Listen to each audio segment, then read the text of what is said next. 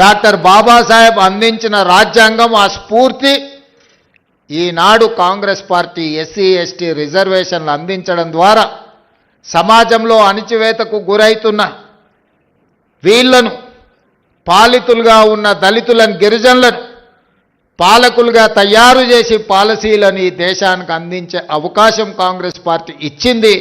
అందుకే వీళ్ళు చదువుకొని విద్యలో, ఉద్యోగాలలో, వృత్తి నైపుణ్యంలో కాంగ్రెస్ పార్టీ అందించిన రిజర్వేషన్లను అందిపుచ్చుకొని డాక్టర్లుగా, ఐపీఎస్లుగా, ప్రజాప్రతినిధులుగా ఈరోజు ఈ సమాజంలో రాణించి ఈరోజు ఈ వేదిక మీద నిలబడి మీకు ఆదర్శంగా మీ ముందు నించున్నారు. దీనికి ప్రధానమైన కారణం కాంగ్రెస్ పార్టీ, పండిత్ జవహర్లాల్ నెహ్రూ గారు, శ్రీమతి ఇందిరాగాంధీ గారు. మిత్రులారా, ఈరోజు ఈ గౌరవం, ఈ సమాజంలో గుర్తింపు వీళ్ళకు కులం వల్ల రాలేదు, వీళ్ళకు చదువు వల్ల గుర్తింపు వచ్చింది. చదువే ఈరోజు వాళ్ళని గౌరవం తెచ్చిపెట్టింది. ఆ చదువే ఈ వేదిక మీద ఈరోజు కూర్చోబెట్టింది. అప్పుడప్పుడు మేము మంచి ఇంగ్లీష్ మాట్లాడాలి ఎవరైనా ఉన్నారా అన్నప్పుడు గడ్డం వినోద్ గారిని నేను చూపిస్తుంటే హెచ్పిఎస్లో బ్రహ్మాండంగా చదువుకొని ఈరోజు మంచి లాంగ్వేజ్ పట్టు ఉన్న ఒక ప్రజాప్రతినిధిగా గడ్డం వినోద్ గారిని మేము చూపిస్తుంటాం. వీటన్నిటికీ కారణం జీవితంలో మొదటి సక్సెస్ చూసిన ఈరోజు ఎస్ఎస్సి కావచ్చు, ఐఐటి కావచ్చు, ఎన్ఐటి కావచ్చు, లేకపోతే నీట్లో రాణించిన ఈ పిల్లలందరికీ ఒక విషయం అర్థం కావాలి, మీరు మా పిల్లలు, ఈ సమాజంలో భాగస్వాములు. రేపు ఈ తెలంగాణ సమాజం పునర్నిర్మించాలంటే, తెలంగాణ సమాజంలో పునర్నిర్మాణంలో మీరు భాగస్వాములు కావాలి. మీరు రాణించాలంటే మీరు చదువులో నైపుణ్యాన్ని ప్రదర్శించాలి.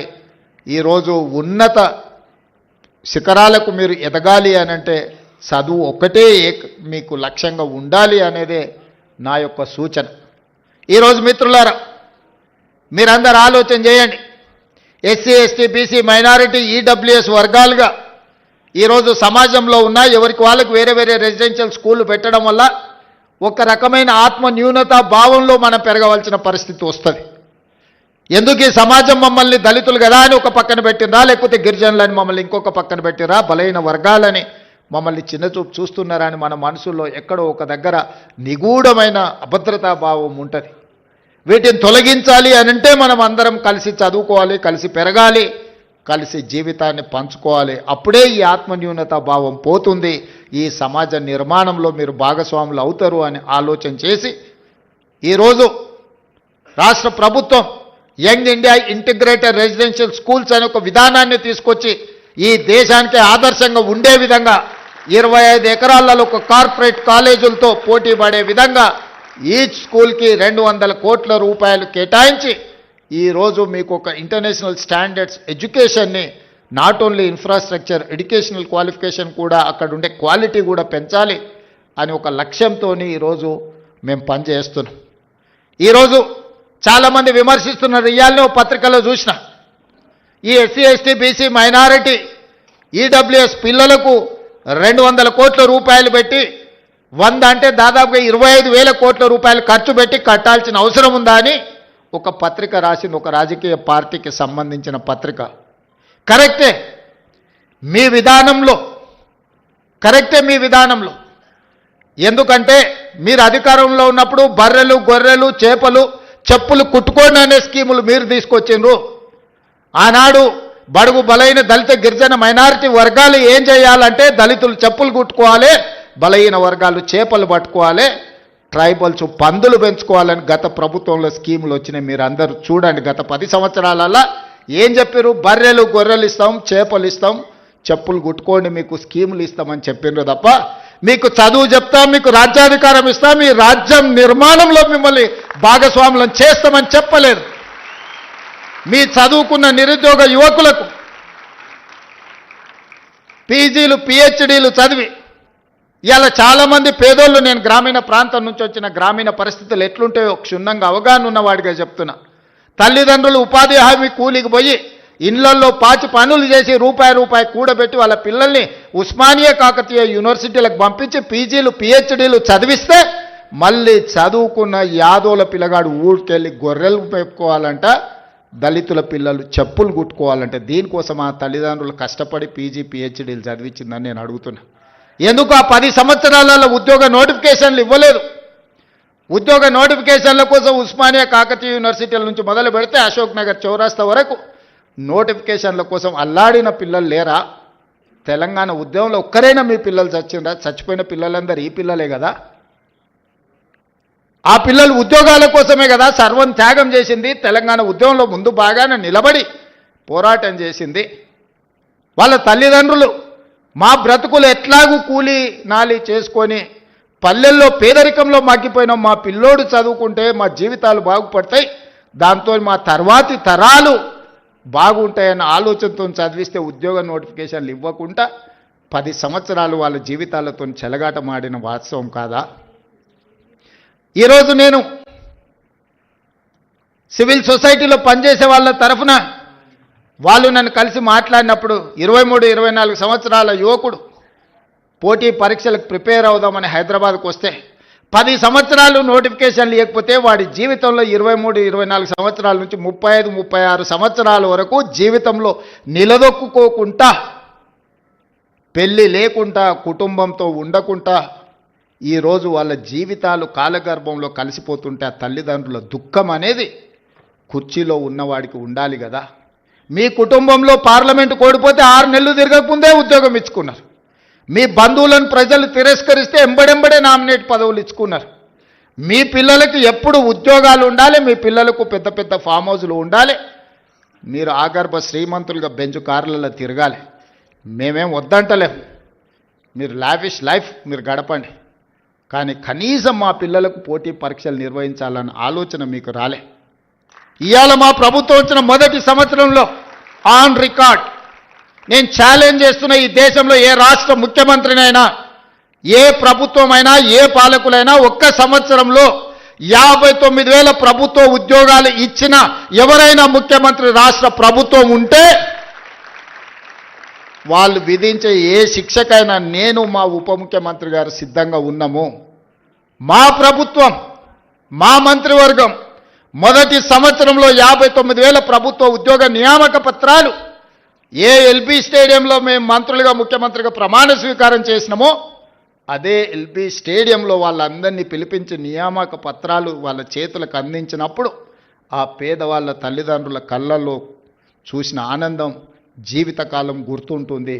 ఎందుకంటే వాళ్ళ పిల్లలు ప్రయోజకులైనప్పుడు ఆ తల్లిదండ్రుల కళ్ళల్లో కనిపించే ఆనందం ఒక గొప్ప అనుభూతి. అది మాటలకు అందదు, మాటలు చెప్పినా సరిపోవు. అట్లా 59,000 మందికి ఎల్బీ స్టేడియంలో మొదటి సంవత్సరంలోనే ప్రభుత్వ ఉద్యోగ నియామకాలు అందించి మాకిచ్చిన అవకాశాన్ని సద్వినియోగం చేసుకునే ప్రయత్నం చేస్తున్నాం. ప్రైవేట్ కార్పొరేట్ కంపెనీల్లో కూడా దాదాపుగా ఈ సంవత్సరన్నరలో 1,00,000 ఉద్యోగాలు లెక్కగట్టి ఈరోజు పెట్టుబడులు తెచ్చి మన చదువుకున్న పిల్లలకు ఉద్యోగాలు అందించినాం. కానీ ఇవి సరిపోవు, నాకు స్పష్టంగా తెలుసు. దాదాపుగా పబ్లిక్ సర్వీస్ కమిషన్ నమోదు చేయించుకుంటే నిరుద్యోగులు పట్టభద్రుల పైన చదువుకున్న వాళ్ళు 20 లక్షల మంది దాకా ఉన్నారు.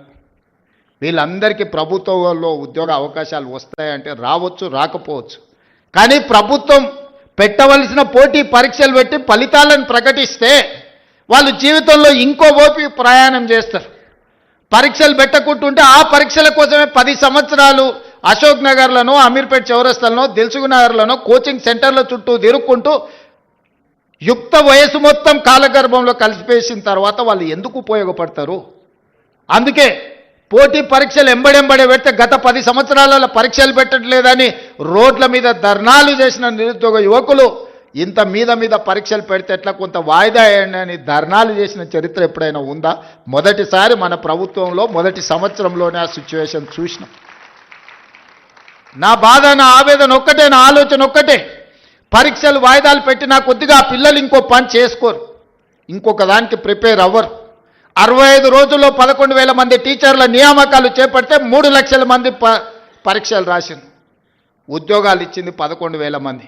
మరి దాదాపుగా 2,89,000 మంది ప్రత్యామ్నాయం ఎత్తుకుంటారు. పరీక్ష అయిపోయి ఫలితాలు వస్తే ఇక మాకు ప్రభుత్వ టీచర్ ఉద్యోగానికి అవకాశం లేదు, మేము జీవితంలో ఇంకో ప్రయత్నం చేసుకోవాలి, ఇంకో పని చేసుకోవాలని ఆ దిశగా వాళ్ళు ఆలోచన చేసుకునే అవకాశం ఉంటుంది.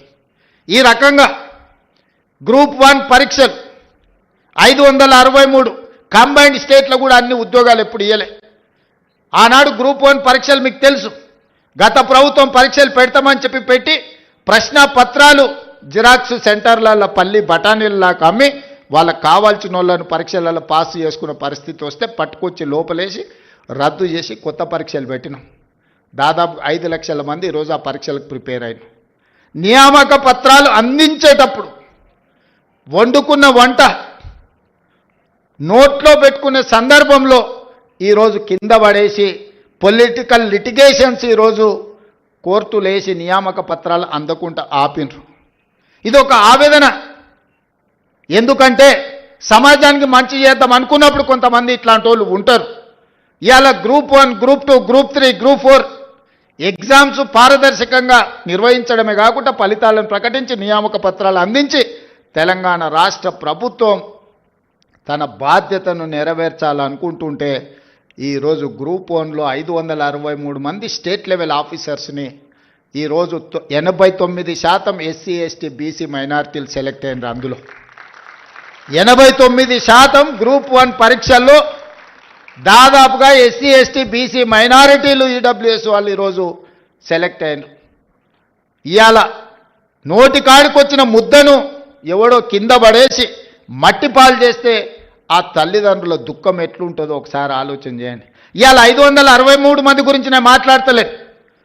పరీక్షలు రాసిన వాళ్ళు ప్రత్యామ్నాయంగా ఏదైనా ఎత్తుకుందామనే సందర్భంలో ఈ ఉన్న పరీక్షలు ఫలితాలను వాయిదా పెట్టడంతో వాళ్ళకు మళ్ళీ ఒక ఆశ, ఏమన్నా మళ్ళీ పరీక్షలు వస్తాయో, ఇవి రద్దు అవుతాయో, మళ్ళీ చదవాలంటే ఇప్పుడు నేను ఎక్కడికో పోతే మళ్ళీ వెనకొచ్చి చదువుకోవాలన్నా లేదా? త్రిశంకు స్వర్గంలో ఈరోజు మళ్ళీ 5 లక్షల మంది నిరుద్యోగ యువకులను గతంలో 10 సంవత్సరాలు పరీక్షను నిర్వహించని పార్టీలు ఈరోజు ఈ కేసులు వేసి ఈ విద్యార్థులను ఇరుక్కున పెడుతున్నాయి. 2011 తర్వాత గ్రూప్ 1 పరీక్షలే నిర్వహించలేదు. 15 సంవత్సరాలైంది గ్రూప్ 1లో. ఆయల్ల గ్రూప్ 1 రాద్దాం అనుకున్నోడు ఇవాళ 15 ఏళ్ళ వరకు పరీక్షలు పెట్టలేదంటే వాళ్ళ వయసు ఎంత ఉంటుందో మీరు ఒకసారి ఆలోచన చేయండి. ఇదొక సోషల్ ఇష్యూ కింద మారుతున్నది, సామాజిక సమస్య కింద మారుతున్నది. ఇట్లాంటి వాళ్ళను మీరు విద్యార్థులు అందరూ నిశ్చితంగా గమనించాలి. ఇలాంటి వాళ్ళను ఎక్కడైనా ఎదురుపడితే అడగాలి, ఎందుకయ్యా మా ఉద్యోగాలకు అడ్డం పడుతున్నారు? ఎవరైనా వాళ్ళ ఎన్నికలు ఒక 6 నెలలు ఆగుతారా? వాళ్ళ ఇంట్లో ఓడిపోతే 6 నెలలు కూడా ఒక్కరికి కూడా ఆపకుండా ఉద్యోగాలు ఎంబడెంబడే ఇచ్చారు. కానీ మన పిల్లల ఉద్యోగాలకు వచ్చేటప్పటికి వాళ్ళకు ప్రతిదీ రాజకీయమే. అందుకే ఈరోజు మన పిల్లల్ని ప్రోత్సహించాలి, వాళ్ళని అభినందించాలి, స్వయంగా వాళ్ళని కలవాలి. ఇక్కడున్న అందరు నేను అడుగుతున్న, తెలంగాణ వచ్చిన 10 సంవత్సరాలలో ఎప్పుడన్నా ముఖ్యమంత్రిని కలిసిరా? మీరు కలిసినా? ఎవరైనా కలిసిన వాళ్ళు ఎవరైనా ఉంటే చేయొద్దండి. కానీ నేను మిమ్మల్ని రెగ్యులర్ కలుస్తూనే ఉన్నా కదా. ఇది తేడా. ప్రజాపాలనకు దొరల పాలనకు.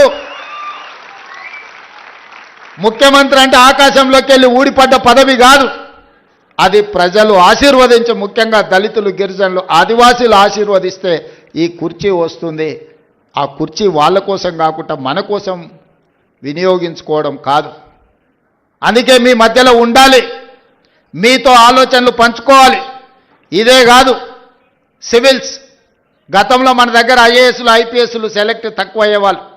ఎందుకంటే కోచింగ్కి వెళ్ళాలంటే ఢిల్లీకి వెళ్ళాలనో ఇతర ప్రాంతాలకు వెళ్ళాలన్నట్టుగా ఉండే. మన దగ్గర ఉన్న కోచింగ్ సెంటర్లు లిమిటెడ్. అందుకే బట్టి విక్రమార్క గారితో మాట్లాడి సింగరేణి సంస్థ నుంచి సివిల్స్కు ప్రిలిమ్స్ పాస్ అయినా మెయిన్స్ పాస్ అయినా వాళ్ళ ఫీజుల కోసం ప్రోత్సాహకం అందించాలని రాజీవ్ అభయ హస్తం కింద వాళ్ళకు లక్ష రూపాయలు మొదటి విడత, రెండోసారి ₹1,00,000 ఇస్తే ఈరోజు చాలామంది మన గిరిజనులు, మన బీసీల పిల్లలు ఐఏఎస్లు ఐపీఎస్లు క్లియర్ చేసింది. ఆ పిల్లలు కలవడానికి వచ్చినప్పుడు ఐ ఫెల్ట్ వెరీ హ్యాపీ. ఎందుకంటే అరే మన పిల్లలు సాధించారు.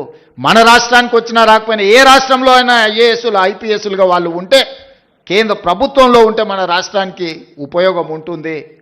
ఇవాళ ఇక్కడికి వచ్చిన పిల్లలందరికీ నా సూచన ఒక్కటే, మీరు జీవితంలో తొలి మెట్టు ఎక్కబోతున్నారు. ఇప్పుడు ఎన్నో అట్రాక్షన్స్ ఉంటాయి, లైఫ్ అంతా కలర్ఫుల్గా కనిపిస్తుంటుంది, రకరకాల ఫ్రెండ్స్ ఉంటారు, అన్ని రకాల వాళ్ళు ఉంటారు. మనం నెక్స్ట్ లెవెల్కి వచ్చినప్పుడు ఇంటర్ నుంచి డిగ్రీయో లేకపోతే ఇంజనీరింగో లేకపోతే డాక్టర్లు పోయినప్పుడు ఇవన్నీ కూడా మనల్ని అట్రాక్ట్ చేస్తుంటాయి.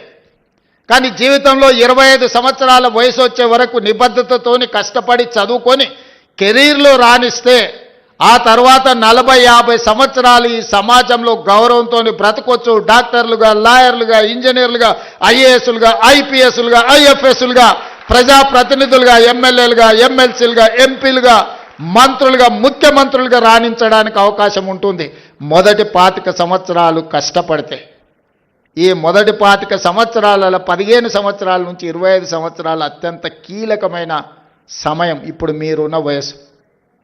ఎన్నో రకాల ఊహాలోకాల్లో తిరుగుతుంటాం. ఎన్నో రకాల అట్రాక్షన్స్ మనల్ని అట్రాక్ట్ చేస్తుంటాయి. ఆ అట్రాక్షన్స్లో పడి లైఫ్లో మనము డీవియేట్ చేసి వేరే దారిలో పోతే ఆ తర్వాత బతికినంత కాలం దుఃఖంతోనే బతకాలి. 25 ఏళ్ళ లోపల మీరు లైఫ్లో సెటిల్ అయితే మనం 70-75 సంవత్సరాల ఒకవేళ బతికినాం అంటే 50 సంవత్సరాల ఆత్మగౌరవంతో సమాజం మనల్ని గొప్పగా గౌరవిస్తూ ఉంటుంది. మనం జీవితంలో రాణించవచ్చు. మన తల్లిదండ్రులు మా పిల్లోడు డాక్టర్ అనో ఇంజనీర్ అనో గర్వంగా గ్రామంలో చెప్పుకుంటే అది ఒక గొప్ప అనుభూతి. కానీ మొదటి 25 సంవత్సరాలు ముఖ్యంగా 15 ఏళ్ళ నుంచి 25 ఏళ్ళ వయసులో తప్పుదారి పడితే ఆ తర్వాత జీవితాంతం తల్లిదండ్రులు కూడా తలదించుకునే పరిస్థితి. మన కన్న తల్లిదండ్రులకు మనం పెరిగిన గ్రామానికి కూడా చెడ్డ పేరు వస్తుంది. ఇవాళ ఇక్కడికి వచ్చిన విద్యార్థులకు కష్టపడండి. మీలో టాలెంట్ ఉంది, మీలో సెల్ఫ్ కాన్ఫిడెన్స్ ఉంది. ఉన్న వేదిక మీదకి వచ్చిన పిల్లల్ని చూస్తే మాకు సర్ప్రైజ్. మేము చదువుకుంటాం, మాకంత కాన్ఫిడెన్స్ కానీ మాకు అట్లాంటి అవకాశం కానీ ఎప్పుడు రాలే. నేను కూడా మొత్తం గవర్నమెంట్ స్కూళ్ళలోనే చదువుకుంటూ వచ్చిన ఇంటర్మీడియట్ వరకు.